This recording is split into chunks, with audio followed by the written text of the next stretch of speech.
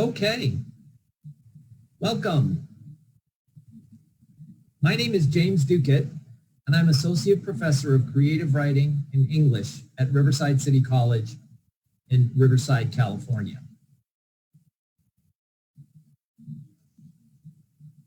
I would like to welcome you all to the 2020 book launch of RCC MUSE, publishing diverse prose, poetry, and art from contributors all around the world. Tonight, we will share poetry, prose, and art from the spring 2020 issue of MUSE, the literary journal of Riverside City College. Publishing is never easy, but this year has thrown everything possible at us.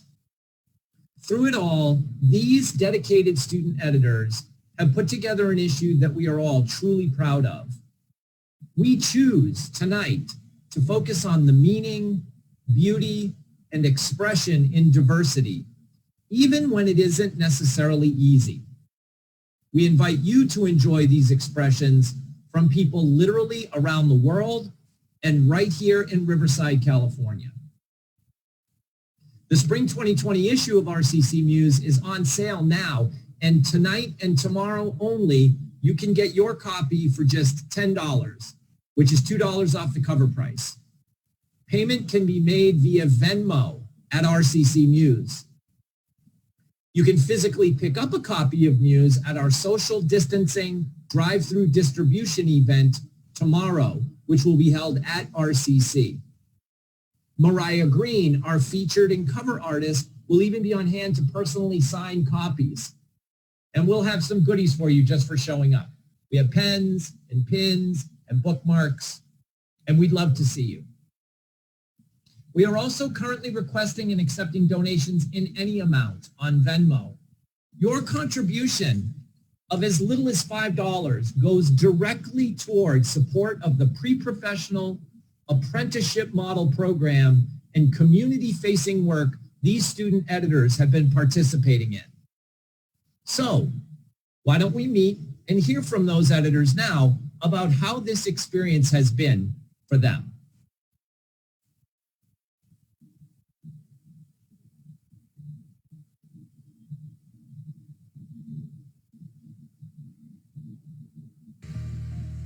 Hi, my name is Azelia. I've been an editor at RCC MUSE for 1 year. I'm an English major. Ray Van Gossen here. I'm one of the editors for MUSE 2020. Hi, my name is Selena. Hi, my name is April. I'm an editor at MUSE, and it's actually my first year at RCC. Hi guys, my name is Rosa, and I'm an editor at MUSE. Hi, I'm Leonora, senior editor and designer at MUSE. Hey, how's it going? My name is Jake Wilson, but most people just call me Wilson. I'm a student veteran. This is my first year at MUSE and my last year at Riverside City College, transferring to Cal State Long Beach. Hi, my name is Angel Neri. I'm an English major at RCC, and I guess you could say that I'm a big MUSE fan. Hi, my name's Sherry, and I am an editor for MUSE. This is my first year here, and it has been a pleasure. This is my last year at RCC and my first year ever getting to work on the book. As much of a pleasure as it can be, making a book in the middle of a pandemic, but a pleasure nonetheless. No, I am a big fan, but I've been an editor for 3 years. I worked in the 2018, 2019, and 2020, and I am so proud. I'm really, really proud of this issue. I think this particular issue showed us a big challenge in trying to connect with each other. It's been a really interesting experience getting to see how this book all came together while we were all stuck at home. These past few quarantined months, getting to work on MUSE and working with all these, incredible written pieces and artwork, it's really been an anchor for me. But in connecting, we discovered that art could really sustain us and that it was important. Although we went through so many things, I feel like all of the editors really pulled through. It feels like we're all living through a strange moment in time, an exciting, changing moment of history. I feel like this book is exciting and strange and different and has a real sense of the time that we're in and the place that we're in. Being at MUSE has definitely been one of the most rewarding experiences I've had at RCC. Just being able to take these submissions of poetry and art and make them as pleasurable, easy, and as fun to read as possible. To amplify the voices many diverse voices in our communities. And I feel honored to have been a part of that, whatever small part that is. And I think that a lot of amazing writers and poets and artists and all the other amazing editors and designers who worked on this book have given this book a sense of community and that sense of place and real sense of time. It's a pleasure to elevate all these voices from the IE and even internationally. I'm very excited that we finally get to share that product with all of you. We hope that we honored your work and that you enjoy our launch. And I hope you guys enjoy. I really hope you guys enjoyed the show, and I hope you guys like the book as much as we do. And so I hope you enjoy it. I hope it brings meaning to you. I hope you connect with it. I hope you feel a sense of community when you read it. Black Lives Matter, and we'll get through this together. And I really hope you guys like it and pick up a copy. Thank you very much for coming to the book launch. Thank you guys for coming to our book launch and showing your support for MUSE. And I hope you will enjoy. And I cannot wait for everyone to have their own issue of MUSE. Okay, bye. And here's Papa giving us the thumbs up.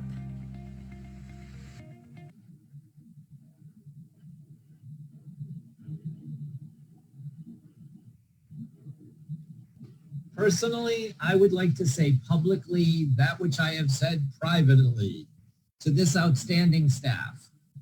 I would be honored to have this staff as editors for my own book. And as much of a difficult time as we have had this semester, I am sad to see it come to a close. Probably more sad than they are. This group has consistently worked to amplify diverse voices and art in our community in ways that show the best side of humanity. Thank you, editors. You are wonderful. So audience, please, if you can, open up that Venmo app and throw us a few bucks, won't you? That's at RCC Muse on Venmo. We would like to thank the Associated Students of Riverside City College, ASRCC, who fund MUSE. RCC President Anderson, Vice President Farrar, Dean Woods, and the entire English department at RCC, whose support for MUSE has allowed it to grow and flourish and amplify the creativity of historically underrepresented people. Thank you. And finally, we would especially like to thank Professor Joe Scott Coe, whose work over these last 8 years elevated this literary journal to the place that it is today. This work would not have been possible without you. Thank you. So, you know what to do. Kick back, get comfy, and enjoy our show. Don't forget to leave us comments and reach out to any of the artists. We really do read everything you write to us, and we'd love to hear from you.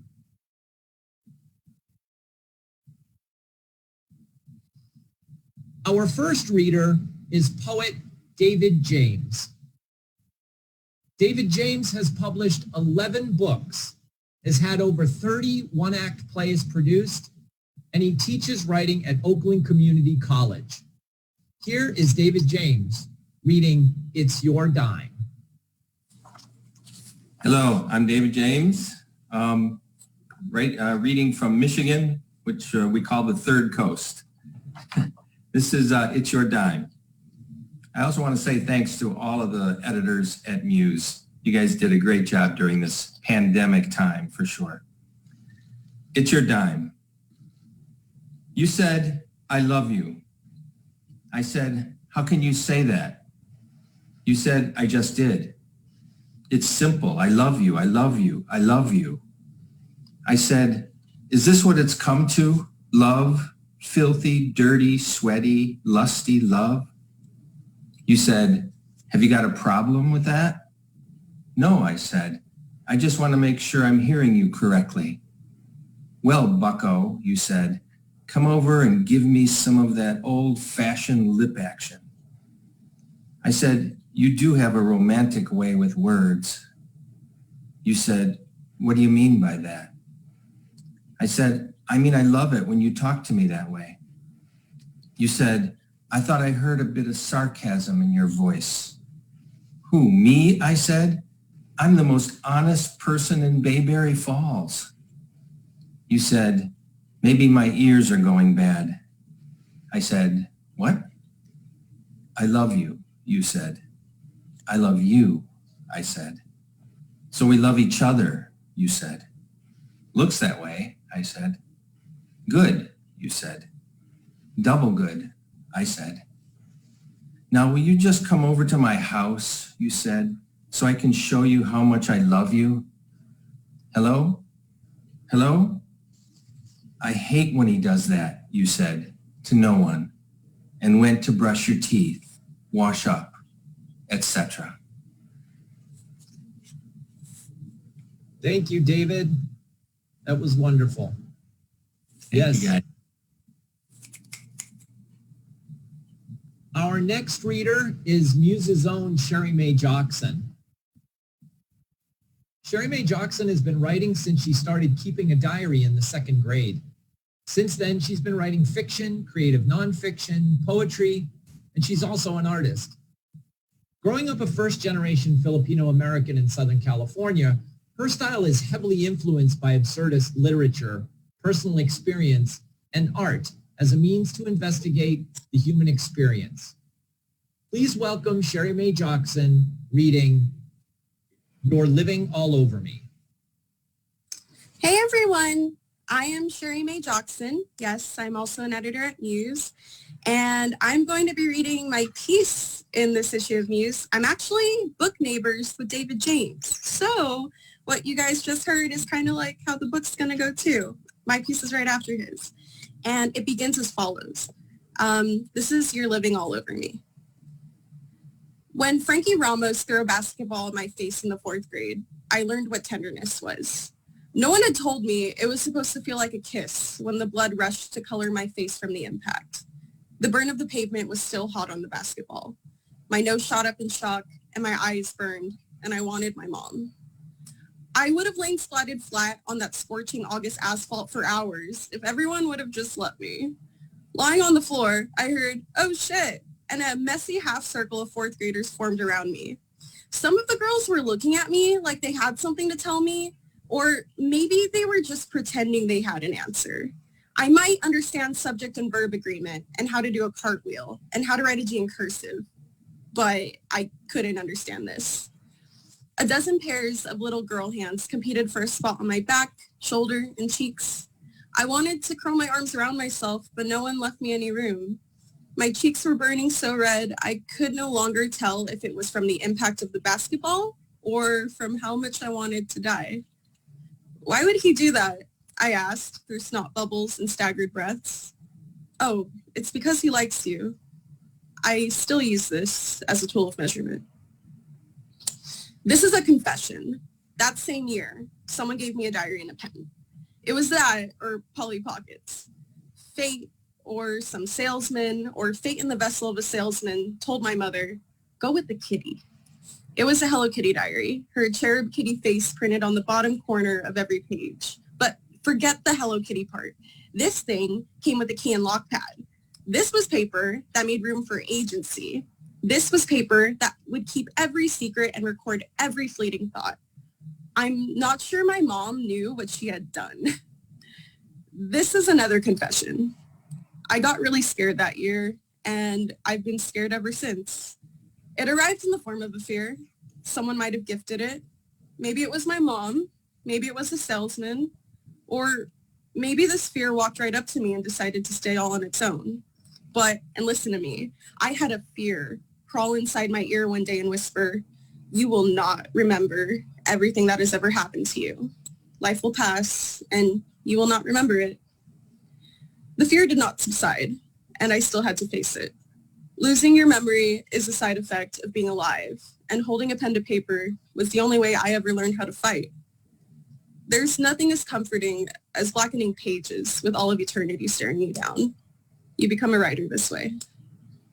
I started writing into journals with the same kind of mania one has when they've either lost everyone they love or have never lost anyone they love. A wave of content nausea ensued. Catholic school, plaid skirts, bloody knees, Bloody Mary, Frankie Ramos, basketball, pranks on boys, learning that's called flirting with boys. Is this what tenderness looks like? Freddie Mercury, my mom, hot asphalt tearing delicate skin. It's all too much.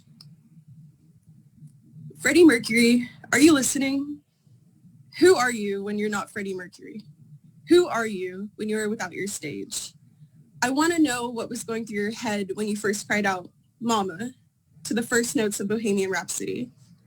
If I could understand you, I think I'd be free. I first met you on a DVD of you performing in that white tank top at Live Aid, and I always cry when you get to Radio Gaga. I think it happens when the song closes with, Someone Still Loves You. If it wasn't Frankie Ramos, who was it that taught you what tenderness was? Did you find it in a Hello Kitty diary? Could I call you my friend? Am I allowed? Arise on earth once again, Freddie, in the confines of these blackened pages. Are you listening? Freddie, I cried, locked in my bathroom in the 4th grade, when I learned that you were dead all this time. The surface of the bathroom tile cooled my face, but could never warm me. And see. Thank you, Sherry. That was wonderful. I love that turn at the end. Next, I would like to welcome poet Florence Ladd. Florence Ladd's poems have appeared in the Women's Review of Books, The Progressive, Rockhurst Review, Sweet Auburn, Beyond Slavery, Oberon, Transition, The Golden Shovel Anthology, and Renga for Obama. Her chapbook, Reclaiming Rose, was published by Finishing Line Press. Her published novels are Sarah's Psalm and The Spirit of Josephine. We are thrilled to have Florence Ladd with us, reading her poem, First Gaze.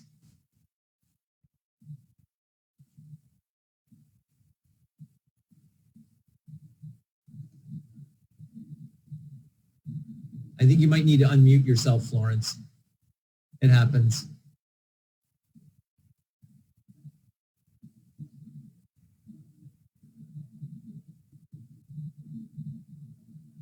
Can you get it? It may be in the lower left-hand corner if you're on like an iPod or something. iPad, phone, pad, pod.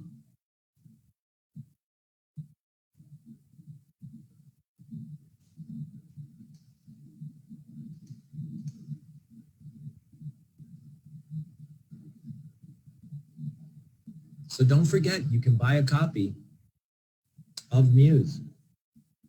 All this and a whole lot more. If you decide that you do want to buy a copy of MUSE and you pay it through Venmo, just put a note in there if you want to physically pick up the copy, if you're going to want me to deliver it. Now you are on, Florence. Yes, you are there. Yay, welcome, Florence. Thank you, James. My pleasure. First gaze. She averted her eyes, sharply turned her head. Tell me when he stops looking at me, she said. A sultry August afternoon at the town's outdoor cafe. The boy, seated with his parents at a table nearby, amazed. The 12-year-old stared, his eyes stretched wide, an arrow-like aim on her profile. Finally, he blinked, returned to his Coke, and to parents unaware of his sudden attraction. He stopped. I said to our Maya, a 10-year-old, Venus in progress, in a voice cracked like her innocence. She said, how old were you the first time that happened? What was a grandmother to say? The truth? I was never beautiful, never as beautiful as you.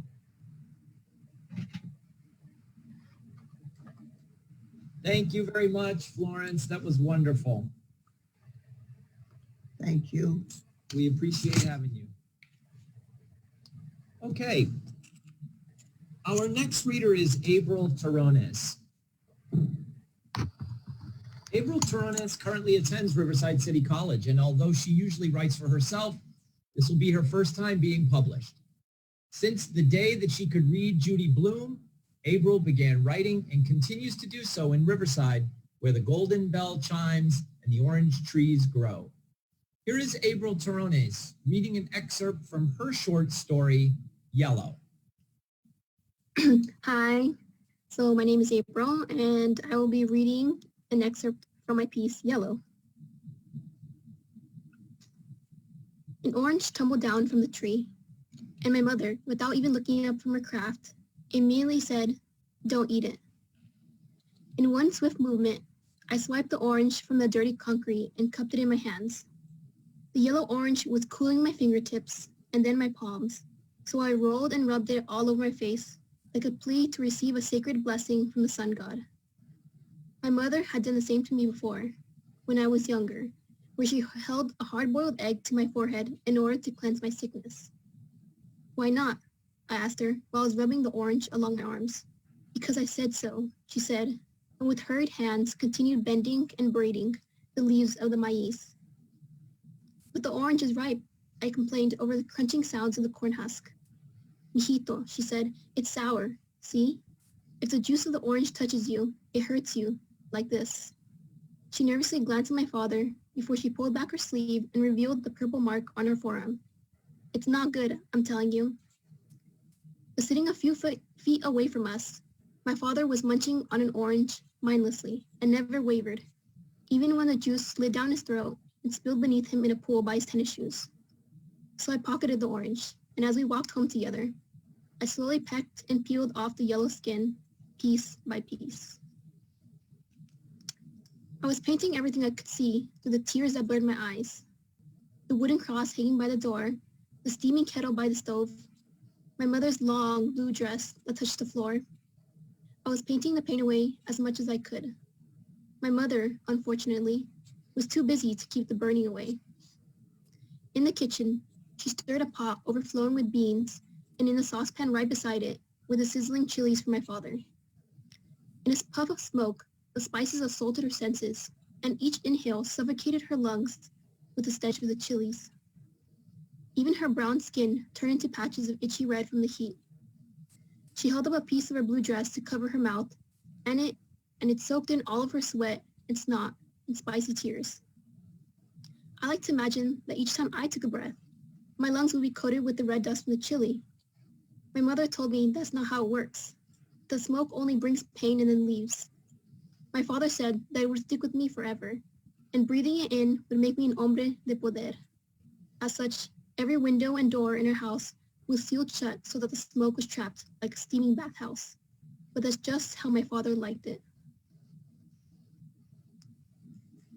Thank you, April. That's wonderful. Okay, so we would now like to share a little bit of art from the issue with what we are calling an art gallery intermission. This is a small selection of the work. Again, you can get your copy of the book and see it all, and we hope you will. So let's go to our art gallery intermission now.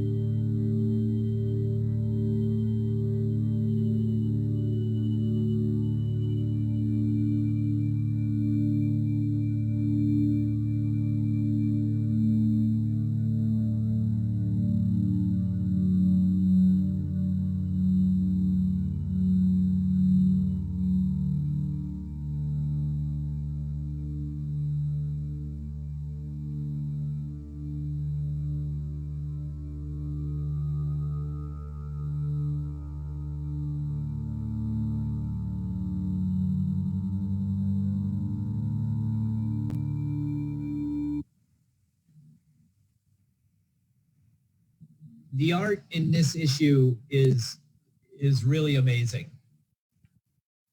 And that's just a small selection. I think this is some of the best art we've ever had, and we've always had good art. So remember, you can buy a copy, and you should. The spring 2020 issue of RCC Muse is on sale right now, tonight, tomorrow only. You can get a copy for just $10, which is $2 off the cover price, and pretty close to what we actually get charged for the book. You can pay online via Venmo at RCC Muse.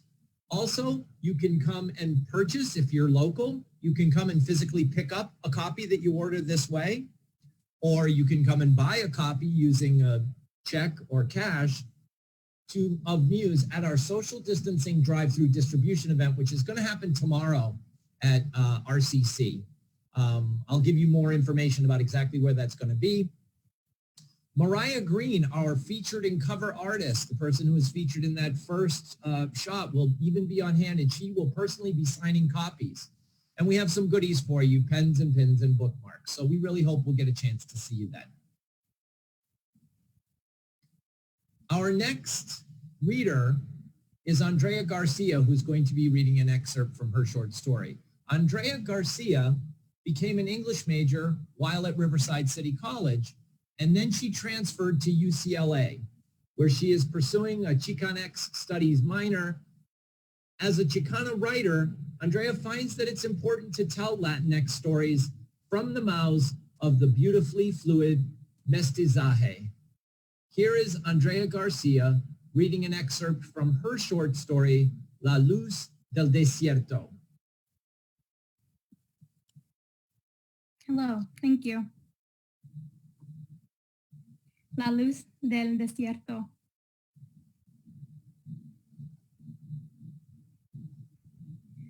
We had crossed into Mexico at Tenosique, headed for the westernmost passage, which branched at Guadalajara for a straight shot up to Arizona.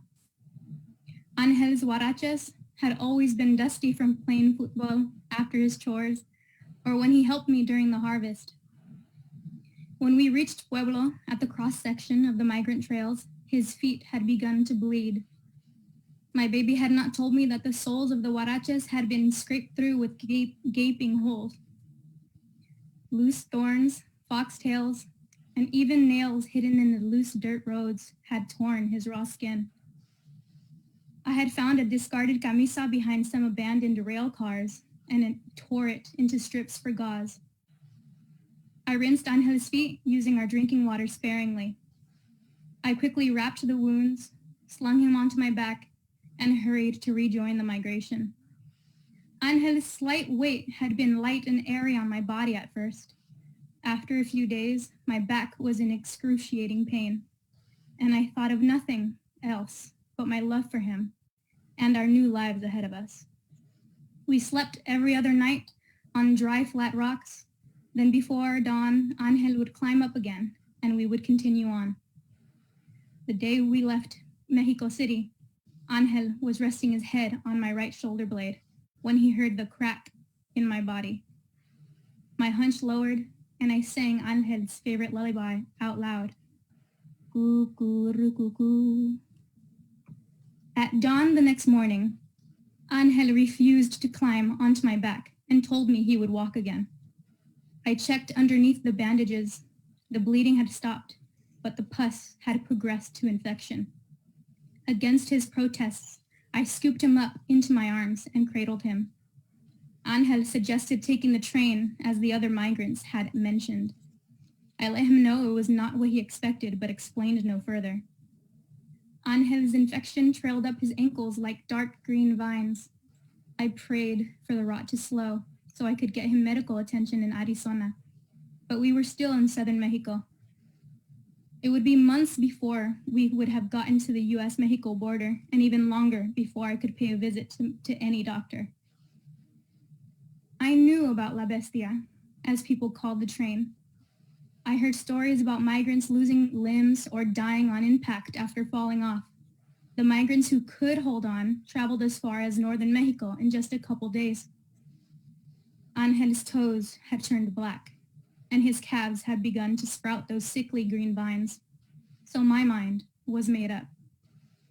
I would take on La Bestia and hold on to Angel for as long as I could before we would dismount. Thank you. Thank you. Yay.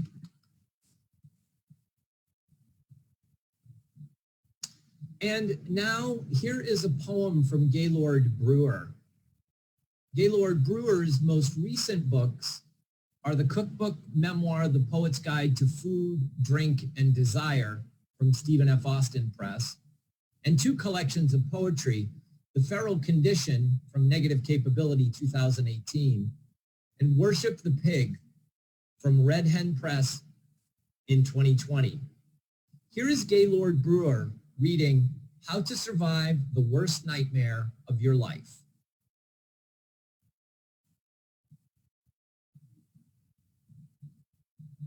Hello, everybody. I'm Gaylord Brewer. I'm delighted to be participating in the MUSE launch. Congratulations to everyone on the new issue. Certainly getting it out in these trying times is doubly impressive. I look forward to seeing it. I'm sure it's lovely. Here's my contribution, a poem entitled How to Survive the Worst Nightmare of Your Life. Oh, the dampness of your collar, soaked hairline, cold fever of forehead dried on a sleeve. Nothing need be offered. Your first concern is breathing, deep and slow to calm the rapid heart that believes everything it sees. Lie still for an hour, longer if necessary. Shield of pillow held tight to chest, cocoon of sheet, eyes shut as you maneuver that other world. Recross its fading borders until the dream's done with you. Considering what dark fire forged such hell, what rank swamp imagined the unimaginable, and whether you deserve it, is effort wasted. As you wish. Exhausted, you may discern a voice, song or otherwise, distant in the house, oracle from the world that someone, however improbable, may still love you. That after all, you can still return. Will this other to your side to hold you, to chuckle at your foolishness. When no one arrives, when you're ready, open your eyes. How to survive, that is to get up. Don't bother to explain. There are thousands of nights to come. So thanks very much. Hope everyone's well. If I may, I'm going to quickly do a little shameless plug here. My new book, Worship the Pig, comes out Tuesday, June 16th. Lovely time, brilliant time to be releasing a new book, of course, but we're all in this together. And on that note, I hope you're well and we can all see each other face to face somewhere down the road here in the near future. Go MUSE, congratulations. Cheers. Bye-bye. Thank you, Gaylord Brewer. Our final reading from the book launch portion, we will have an open mic after, is from M.V. Gosson. M.V. Gosson is currently a student at Riverside City College with plans to transfer to UC Riverside. She's majoring in English because not only is she so obsessed with stories that she has to write them, but she also has to spend all of her time analyzing them, apparently. Here's M.V. Gosson reading A Conversation with the Writer.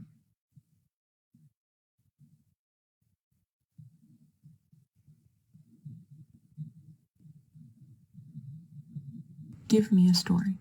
You sip soda from a red plastic cup. The ends of your sleeves hang over your fingers, almost covering your chipped nail polish. You wince when the music pulses a bit too loudly and try to press your back closer to the wall. Someone is gossiping about the head cheerleader. 4 feet away from you, a girl is making out with some guy. The squelching of their mouths makes your stomach turn. You should just leave, but there's iron in your limbs, and someone is blocking your way. Besides, you should stay, because the next time you take a sip, you see over the lip of your cup the brooding boy who sits in the back of your English class, and he smiles at you like he sees you, like he knows you. No. Too cliché. Give me a story. You sip soda from a red plastic cup. The ends of your sleeves hang over your fingers, almost covering your chipped nail polish. You wince when the music pulses a bit too loudly and try to press your back closer to the wall. Someone is gossiping about the head cheerleader. 4 feet away from you, a girl is making out with some guy. The squelching of their mouths makes your stomach turn. You should just leave, but there's iron in your limbs, and someone is blocking your way. Besides, you should stay, Because the next time you take a sip, you see over the lip of your cup the brooding boy who sits in the back of your English class, and he smiles at you like he sees you, like he knows you. No. Too cliche. Alright, how about this? Your lunch table is crowded. Everyone is talking all at once, and you have no idea which conversation you're supposed to jump into. You glance at your best friend, but she's waving her hands around, gesticulating some story about some teacher or some assignment. No help there. Shaky inhale. 1, 2, 3, 4. You use your thin fingers to push a lock of hair behind your ear. Shaky exhale. He looks over, smile dropping at the sight of your flushed face. His hand reaches for yours, intertwines his fingers with your own. He bumps shoulders with you, whispers you good, and what's with the love interests? Shush. They're going to fix you. A little heteronormative, don't you think? Fine, fine. Your therapist studies you from the couch. The sun shines through the window, lighting the beige walls, the poster with a cat that reads, "Hang in there." She pushes her glasses up to the bridge of her nose and says, "How do you feel today?" "Good," you say. "Hasn't been bugging me as much lately. I think I'm getting—" "Oh, come on.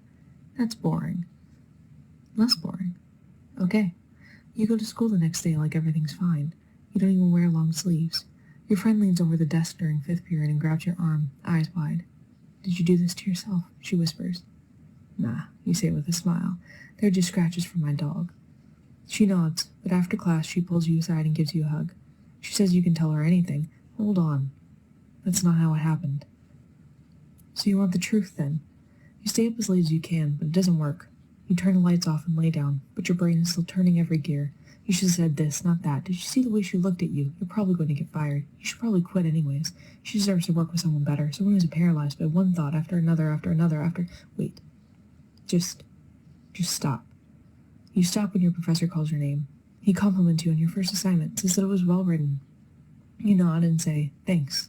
But really I just mimicked your example." And he says, "Well, that was good mimicking and maybe something else, but the static in your ears is too loud, and when you finally get to escape, you nearly trip going down the stairs and you fling yourself onto the nearest bench, trying to breathe even though every one of your bones is being crushed and turned to dust inside your skin. Listen to me. Please." You listen to them all talk. Someone asks for advice on how to make activities more fun while your skin is begging to be torn open.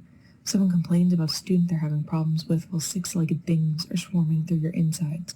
Someone describes a lesson that went well while the serpent tangled in your ribcage is pulling tighter and tighter. They turn to you and ask how your classes are going. You smile, even though your heart is beating itself to death, and say, "Everything's good." Go back to the first one. "Why? You said you didn't want to be—" "I didn't think it would be like this. But this is what not being a cliche looks like. Don't. This is it, really. You sit at your desk, blue light from the computer washing over you. A human would get up, you know. A human would leave. A human would go meet their friends. A human would hold a conversation without toppling the Jenga pile that is their brain. But you don't get up. It hurts. I know. But at least it's not boring, right?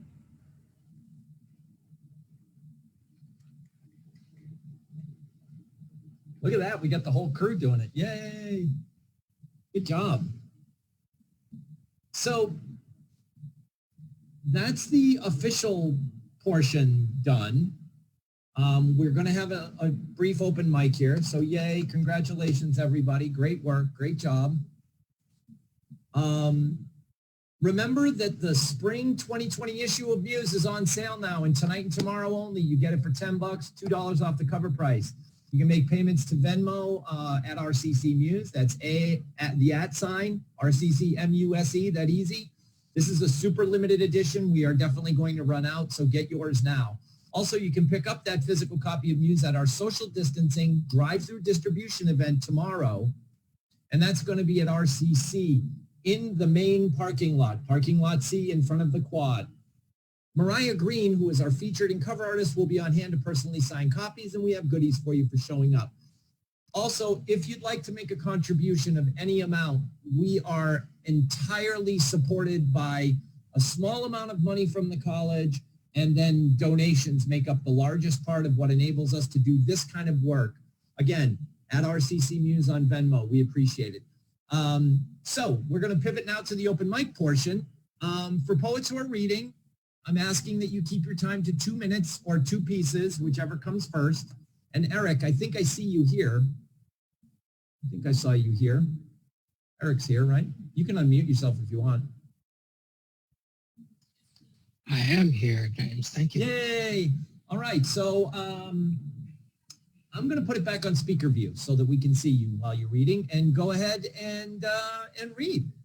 I'm glad you said 2 minutes because that helped me pick which piece I'm going to do. Excellent. Our looting within meets the burn without. There is always a river. Dinesh Smith. The day after the latest protests, 210 westbound, the curve between home and the job is littered with cars, busted, broken, the last up on cinder blocks with no wheels, the way they always are in movies. Amazon requires we wear mandatory masks, although they recycle what waste we exhale. Protection is now anything that covers the chin, nose, and the mouth. Remember, if you can talk, you can breathe. White men are soft in greeting me today. I say hi and notice they watch me for much longer than is comfortable, as if waiting to see whether my breath will feed flames into their tender lungs. Suddenly, the bandana I've worn for the last month seems so much a brighter red. With every black man who passes, I lock eyes. This extended glance says, "You ready to burn this shit down?" A casual upward nod answers, "Hell yeah. Just say the word."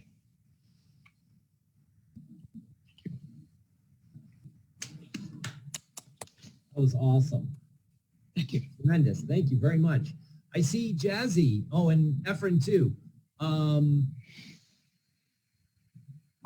Thank you so much, Eric. So I think maybe we'll go Efren and then Jazzy. Is that okay? Cool. So whenever you're ready, Efren, we'll, let's do it. Hello. So before I start, I want to do a little bit of quick self-promo. I have a zine out called Heartbreak Stories that I wrote and designed myself. If you want to buy it, my Instagram is @namehere360, and I'll put it on the Facebook Live. Wait, hold it up. Hold on. Hold it up again because you held it up too fast. Oh, sorry. @namehere360. There you go. Good. Yes, All right, I cool. wrote and designed it, 28 pages. It's all on my Instagram. Okay, so the poem I'm going to be reading is called My Last Party. I feel too old to be holding this can of Four Loko. I've got better stuff at home, I know, but my friends wanted to see friends I'm not friends with, so we went out instead. How did I get into this mess? To another house party. I don't recognize anyone here. Many of these people look younger than me. Not a huge age difference to some, but 3 years is an eternity in the Bermuda of college. There's still lots to learn. Like that feeling after you've taken 3 shots of cheap vodka in a row and all the alcohol piggybacks onto your shoulders. The warning sign that this should be your last drink. Next to me is a boy taking more than he can handle. I see the weight of his intoxication break down his bones until he's crawling on the floor, out the door, into an Uber.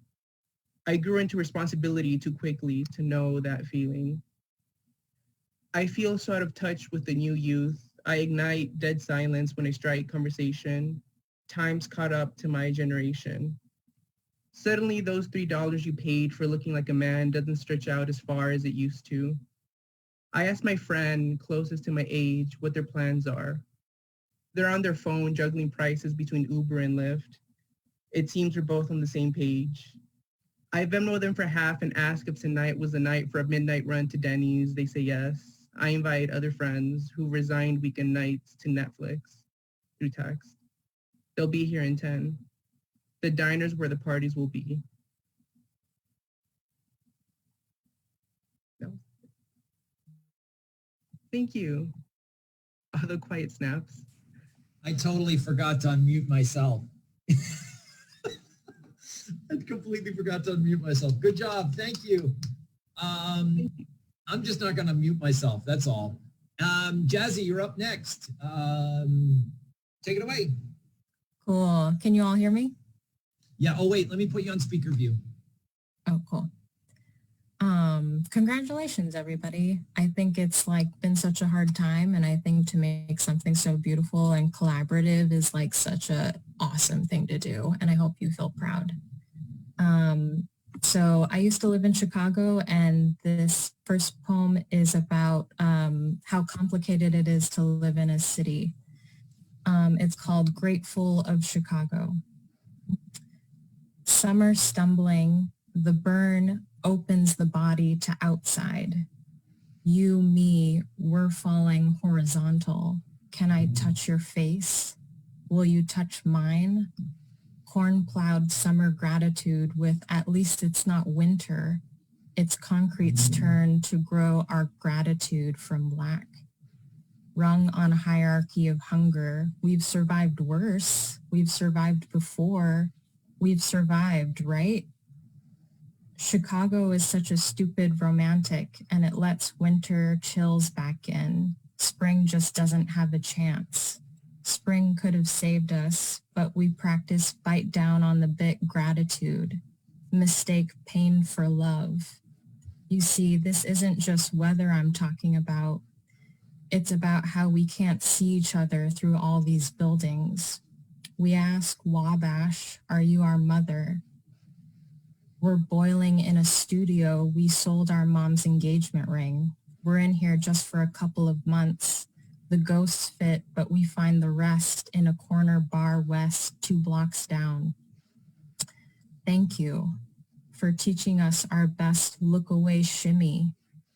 Thick human avoidance on train, heavy upper class metal. Being deaf to each other gets you places. The potential of each other is us. The sticky, inseparable you and I. Remember? That God diamond your mama gave. We try to forget about it. Unnatural humming. Who would it surprise if the train finally glided off the platform? Thank you. All right, so you know what I think we might do is we can probably go around again if you want to. But what I'm gonna do in the meantime is I'm gonna ask any of the if anybody else has something else they want to read. Anyone in the room, you want to raise your hand, shout out, and then we'll come back to Eric and Efren and Jazzy if you like. Although Jazzy looked like she dipped. Anyone have something they, oh, there she, no, she's, I don't know. Anyway, oh yeah, there you are. It's like the Brady Bunch on Expando Vision or something. It's weird. Is there anybody, do you guys want to think about it while I read the shortest? You got one, Angel? Do you want me to read which one are you going to read? I was going to read the shortest poem in here. Is that the one you were going to do? No, you do that one. You want me to do that one first? Yeah. Oh, actually, maybe I'll do Justin Sanchez's poem instead. What do you think? Yeah, I'm going to do that one. This poem is called Static by Justin R. Sanchez. One of us is the dryer sheet and the other a blanket as we awkwardly cling to each other during rough cycles. I just love that poem. All right, Angel, what do you want to read? I think let's skip me for just this round. All right, they're calling for you, Florence, for you to do an encore. Will you read something? You've been shouted out in the. Well, you're gonna have to figure out how to unmute yourself.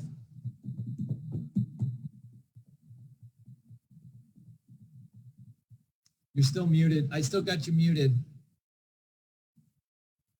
We got to unmute you. We got to unmute you. We got to unmute you, Florence. In the meantime, does you want to jump to somebody else? Well, Florence, while you figure out how to unmute, we're gonna let someone else jump in. May I? Please. Oh, Azalea's in. Azalea's A in knife first. handed down? Sure. How do you This say is his name? I don't want to pronounce it wrong. Beowulf Hansen. Beowulf. Yeah, Beowulf. You just let everybody. This is a super short poem. This is actually maybe the shortest poem. Yeah. This is A Knife Handed Down by Beowulf Hansen. A knife handed down. A father stares with concern as his son stabs apples.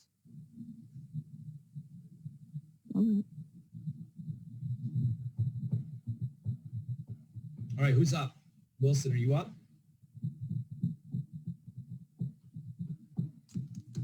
Yeah, if Sure. it's all the same. You don't sound like a robot, Wilson. Yeah, shockingly, I don't sound like a haunted videotape that you die after you watch. All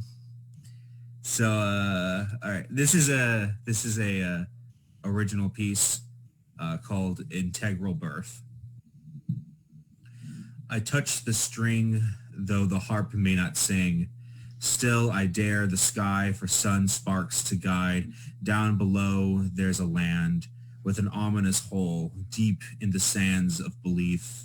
A million doves orbit around the earth with tears of blood, who scream like killing virgins to take the integral birth, a rebirth. From the void I am born into a wave and particle, into the uncreative eye an emerging oracle. Weep no more, noble silence. Usher my way home with your million doves that lie to yourself. Enraged we are at the truth. Cast me down the key, and time has come to take our integral birth, our rebirth. Thank you. Yeah. Oh, I left it on gallery view. I don't know. I'm leaving it on gallery view. Sorry, can't be bothered or something. I don't know what my problem is.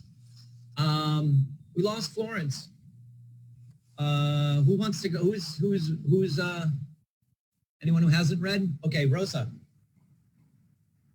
Okay, this one is called Past the Salt by Claire Scott.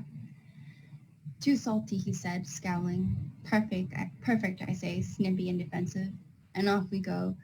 The Maginot Line drawn down the middle of our secret dining room table where Olivia carved her initial when she was 6. Each word a weapon, wielded in a war with no winners.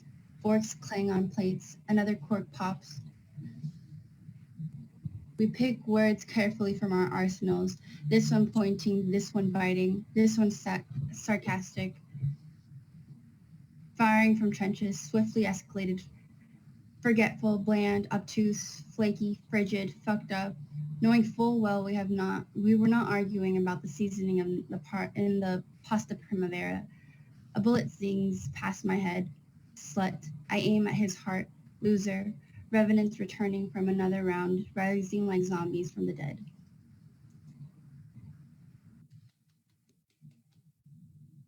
Hey, Florence, if you can, you just had it. You were unmuted. There you Am go. I on And you now? yeah, yay, woo! Makes us happy. Okay, you're up. Remembering Mrs. Edna Gary. Authority personified, she sat behind her maple desk in a cushioned swivel chair, presiding over her classroom of 32 fifth graders, as if addressing Congress. She called us to stillness, then proclaimed the day's lessons, had us recite in unison, with clear diction and pronunciation, poems by Conti Cullen. We shall not always plant while others reap. Kept indoors when others recessed, we learned to spell and define words she claimed essential: omnibus, magnanimous, vicissitude. Adjournment allowed only when we performed with perfection. Mrs. Gary, in vibrant paisley blouses decorating her abundant bosom, nudged and prodded generations of eager and indifferent colored pupils in that segregated nation's capital school. Her daily mission, to lift us and have us climb.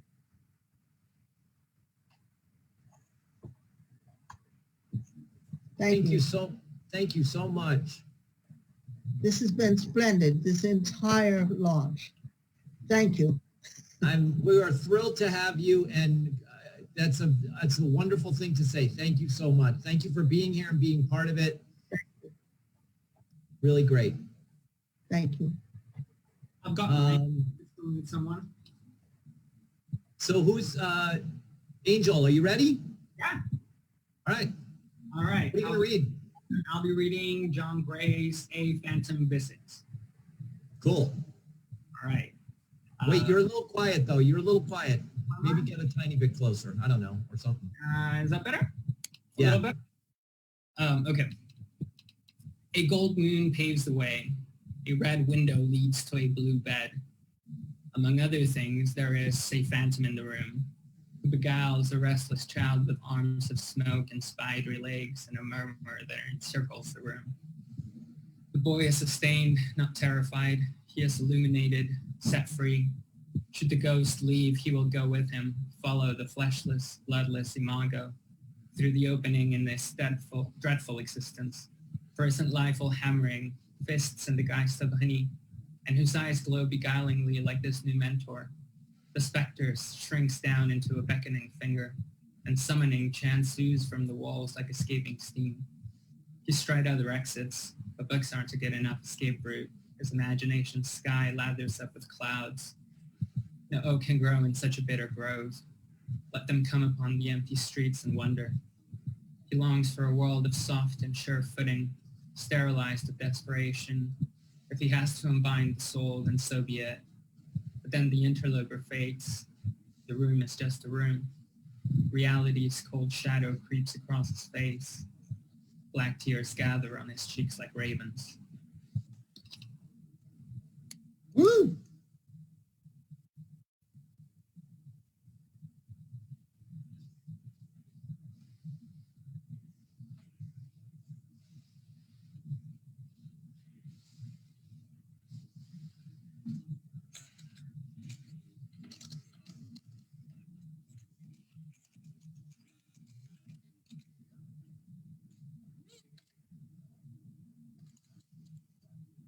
Oh, I've been standing here the whole time listening on the wrong thing. I've been in the other room trying to, I'm trying to message the president of the college and I don't know how. So if you can hear my voice, Dr. Anderson, help me figure out how to send you a copy of the link and you can come on into the Zoom. I'd rather not say it out on wide open Facebook, but we'd love to have you. Do you have anything else, Eric? Yeah, I'd love let's to go hear back some to of your Eric. work. Yeah, let's go back to Eric. We'll go back Eric, Efren, and is Efren still here? Yeah, and then we'll go Jazzy again. I'm really glad you mentioned the 2 minutes because I was going to read the Sistina. It doesn't fit inside of 2 minutes though. So you got more. You can take a few more. It's fine. For the Sistina. Well, how many is Sistina? 16, right? How I don't know. It's no. I'll read something and be courteous of everyone else's time. This is Prayer of the Unselfish.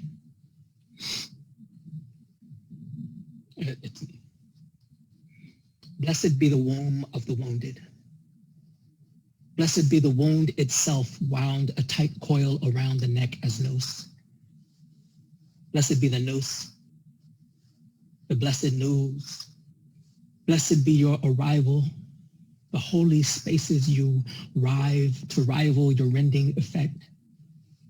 Blessed be unrivaled affection. Blessed be the unaffected, the affliction of presence. Blessed be both the present and past. Blessed be the blessings we pass on and yet will. Yet, if it be your will, stay. Your holy hand. Blessed be your hands. Bless mine too, and all they have wounded. Thank you.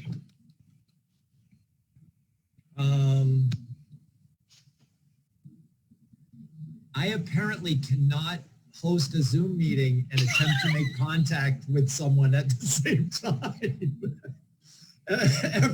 Efren, you're up. Who wants, Angel, you are now the host for a minute while I try and find Dr. Anderson. You are officially the host now. Oh, all right. Who else? Who else has something to read? Okay. So it's Efren next. Efren. And then Jazzy. So I'm going to be reading something from the zine. Oh, by the way, it's called Heartbreak Stories. And this poem I'm going to read is called Sinner. By the way, just to show off, it's cute, right? Thank you. Wow, all these silent praises. Ugh. Okay, so this one's called Sinner. I've shared my safe space with too many men, and though I continue, I know it'll never be enough.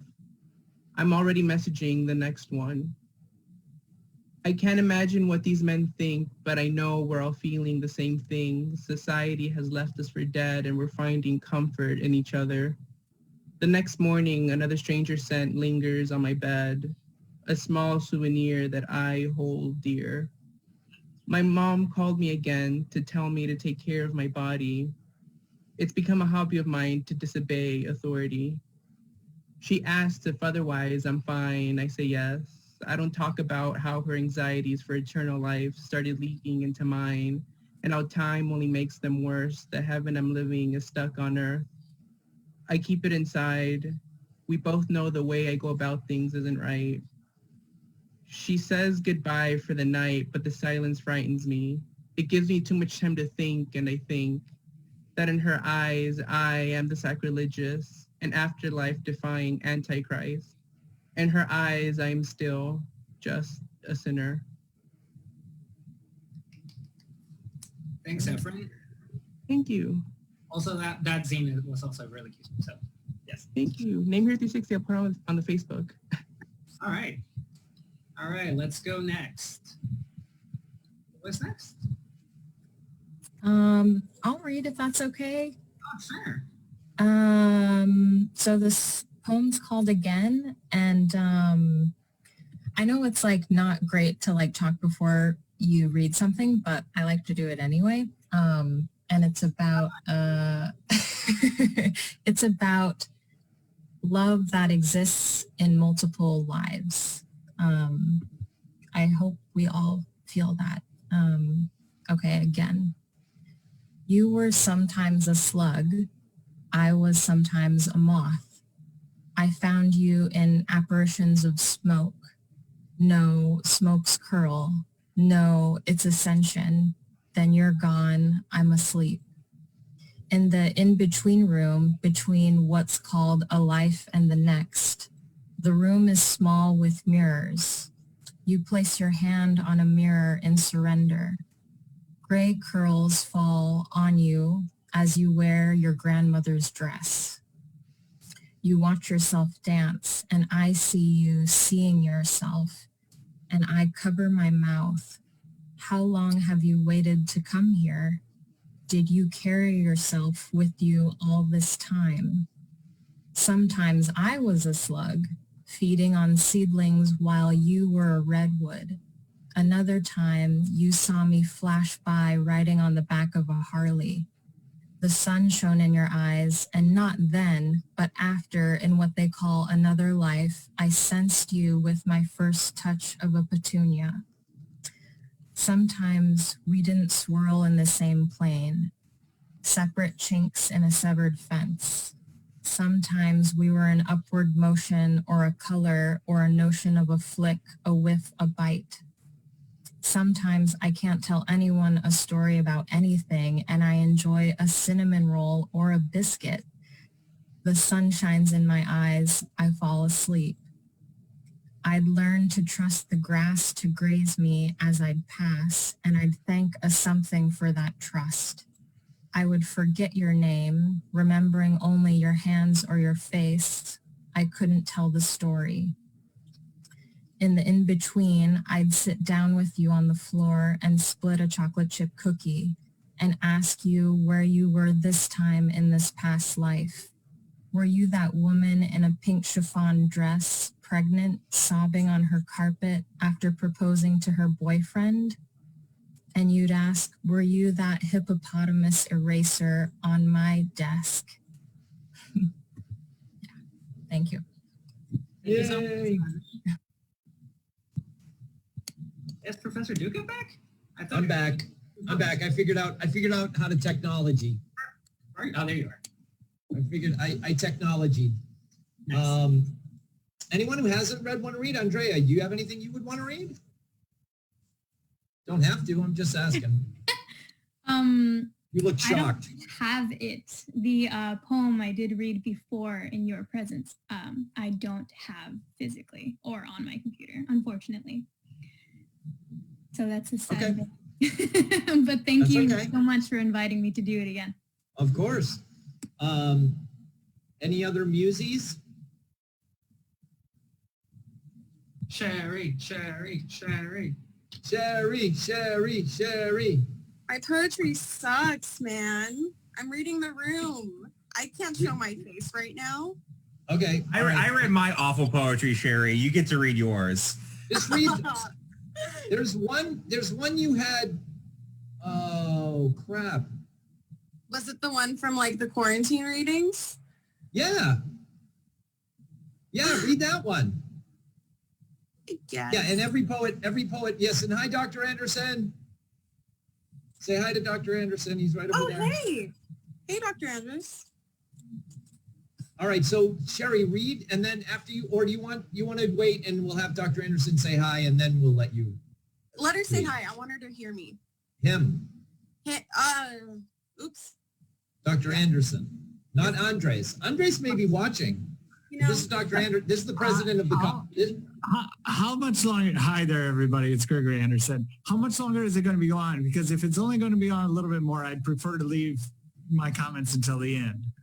We're going to be, then we won't be much longer. I think we'll just do a couple more and then call it, because I think it's about, Perfect. I think we're at about the right time. So I'll save my comments for the end. Yeah, we'll leave you at the end. All right, Sherry, that means you're up. You're up, all right, girl. Guys. Okay, here it is. It's called Have You Ever Been Cruel? The guy who made this latte is in love with me. I can taste it. He tried to spell out I love you in the foam. It's because I got it with oat milk. Little does he know I'm sinister. I am so good at falling in love, it can almost be considered a hobby. Who am I to shut the door on experience? Who am I to say no to thrill? How can I raise a hand and say that's enough to lust and wonder and excitement?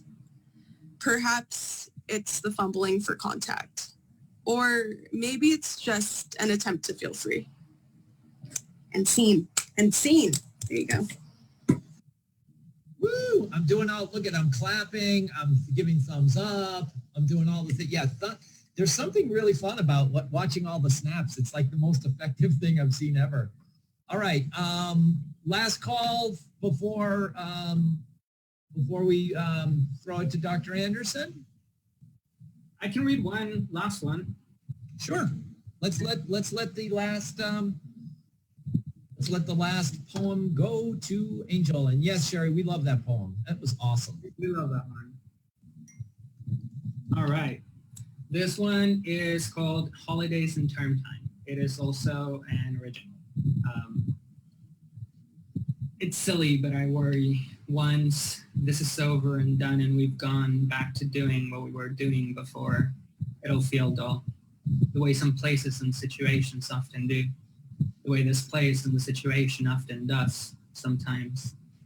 You could say we've grown far too fond of, far too palsy with demeanors, the looping procedures of throwing out a box into a bigger box, the works of rotten polities on this side of the world and across the pool, allegorical sights of teachers wearing Crocs or scattered Lego blocks across the kitchen floor.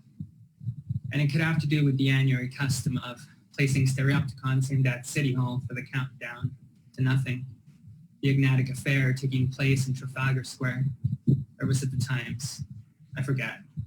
All I say is, if we're on the same page and organized well, we can begin the transition from shellfish foundations inherited to contiguity, as any competent level 3 planet should. But you know me, it is the getting from point A to point B that I struggle with. So let's picture an image that is good, a scale model of the bigger picture of the job, a byproduct that isn't quite the point, but secures the process for posterity. You can see it already, the door. The lot of them ignore the swinging slab of wood and focus on the upstairs bathroom window, from which the neighbors say they saw me jump. Framed, then shuttered, a pigeon frozen in midair, motionless like consequence of bad decisions before 9 a.m. and died. Forgot where I was going with that, but wouldn't you like to get away? Hop on a train and off somewhere?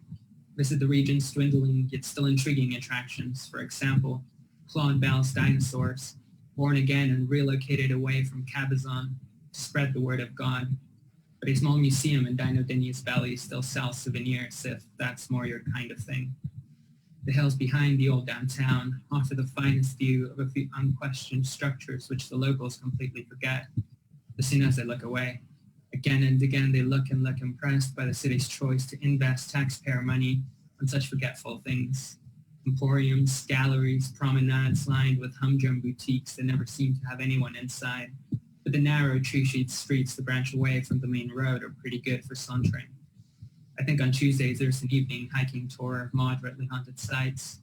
A gate to hell, a narrow bridge, a murder mansion where there's been reports of strange orbs and ghostly lights, and unexplained hot and cold spots in various parts of the house. Or maybe the inside of a box. We could pretend it is morning again, imagine sunlight gliding off the edge of the bed, and that we are, in fact, awake and aware of the champagne stains still visible in the corner of the tablecloth from God knows what event. Sometime in March it should be free, or the last week of April if that's better. Thank you. Yay! All right, so that's going to close our open mic portion, and we are very pleased and thank you for joining us, RCC President Dr. Gregory Anderson. Welcome aboard. Don't forget to unmute yourself. Yeah, that's the story of our times, isn't it? Oh, you're on mute. You're on mute. And I'm sure there's some symbolism there, isn't it? To feel muted and then to have left ourselves muted for too long. If any of you all poets can help me understand the muted conversations that we need to hear, I'd really appreciate that. We're going through a lot here, and I'm going to try very hard not to get all sentimental or maudlin. That's the word I like. I like the word maudlin to describe somebody who's overly sentimental, overly emotional in a kind of teary-eyed way. So I'm going to try to avoid that. But what I am going to say is I use you all with free rein. I use you all to sustain me through these difficult times. Your professors know, and some of you have seen me or seen my comments and my heart's jumping up because I need you. I need you. We all need poets, writers, artists through these times. So I'm deeply, deeply grateful as the college president to know that we continue to emphasize the role of arts, the role of poetry, and the role of introspection and expression, because isn't that what poetry is? You look inside and then you spend it outside. So with that in mind, and not to engage in any spoken word, but to engage in the words of others, because I'm not very good at speaking off the cuff, let me just say that my favorite poet of all time is Langston Hughes. And when I first became a community college professor after spending 15 years at university level, at high school and elementary school, and then community college became my niche as a professor, I was in charge of the Writing Reading Center, and we had a Langston Hughes Day, and they're all in the public domain, so you're never going to be in copyright trouble. So we had a Langston Hughes Day, and we published our own little book. during Langston Hughes days. And this was, of course, to celebrate African-American art and literature. So with that in mind, I'm going to ask that at some point you all read English 1B. I think that's, if I recall right, that's the name of it, English 1B. That's a good one for y'all to read if you haven't read that, because, you know, like any good student, he hears the professor and he says, yeah, I got you. And then a minute later, he does something different because he's self-motivated and a deep, introspective, critical thinker. So I'd encourage you to read that, but that one you got to read yourself out loud or have somebody read it to you who may actually have experienced what he experienced. But this one I'm going to read is very, very short. I'm going to read two. The first one is called Evil. And this is something I'm going to read slowly because it's only 4 lines. And I want you to consider it as something that's 100 years old and still matters. Evil. Looks like what drives me crazy don't have no effects on you. But I'm going to keep on at it till it drives you crazy too. So does anybody want to say off the top of your head what's happening today that is so relevant for? When somebody says Black Lives Matter, what's the very worst thing that you can say? Well, no, they don't. But ain't nobody saying no, they don't. What do they say? That's right. They say all lives matter. Exactly. I read your lips. They say all lives matter. Well, ain't nobody saying that all lives don't matter. What they're saying is that right now we have some acute problems in the African-American community that need to be solved. The racism needs to be eradicated so we can value Black lives. That's what this is talking about. So Langston Hughes says we got to keep at it till it drives you crazy too. The other one, of course, is the very famous one I'm sure you've all read about Dream Deferred, but I'm going to read another one of his about dreams, and this is another short one, I promise. Dreams. Hold fast to dreams, for if dreams die, life is a broken-winged bird that cannot fly. Hold fast to dreams, for when dreams go, life is a barren field, frozen with snow. So I think that one's a little more hopeful, and that's what I want to leave you all with. I want to leave you all with hope because you, for me, represent hope. So thank you to the professors who are bringing out so much of the potential. And thank you to all of you who are showing those of us who are, you know, in these positions that we do have hope. I love you all. I love you all very much. Thank you very much. Yeah, I have felt, and I have shared this, I have felt over the last couple of weeks that the work that this group has been doing consistently before has been powerful and meaningful and elevating and exactly the kind of thing that offers me hope for the future. These spaces right here. They mean a lot to me, and I'm really glad to have been able to have whatever part we were able to have. So, buy a copy of MUSE. It's only $10 tonight or tomorrow. You can Venmo us at RCC MUSE. We're going to have a distribution event tomorrow. I think that's it. Good job, everybody. I can't believe this is our last Zoom. You know, we've been Zooming a lot. This group has been Zooming a lot, and I appreciate you all for showing up. We've looked at each other's face like this a lot, and I'm going to miss you. Time. What, did you just put the hook out? Angel, did you just yank me? Did you just? Well, no, I said like 6 hours that one time. We did more than that. I think it was more than a 6 hour. I think it was more than a 6 hour Zoom.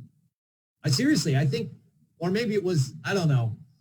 I lose track. There have been multiple hour ones. At any rate, you did an amazing job. We transitioned in almost seamlessly. This book is, you know, all muses have been amazing. This continues that streak. Eleonora, an amazing job designing and working. Every single one of you have done a wonderful job. I've got all, I don't know if you can see that, I've got all from 2013 to 2020, and all the last three are Eleonora's designs. She wants me to make sure I tell you. No, well, I wanted to say something because the president read Langston Hughes, and the artist that is featured is a Black artist, and she's local. She's an RCC student, and her work is really influenced by Langston Hughes and by Black work.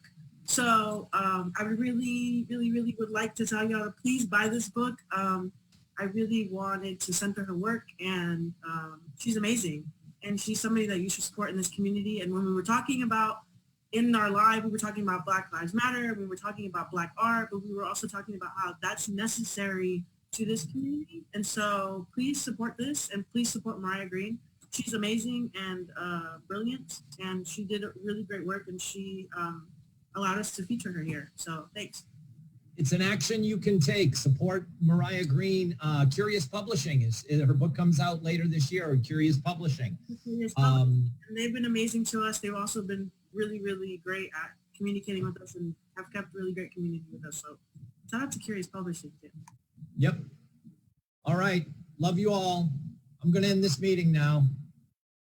I'll see you later. Be well.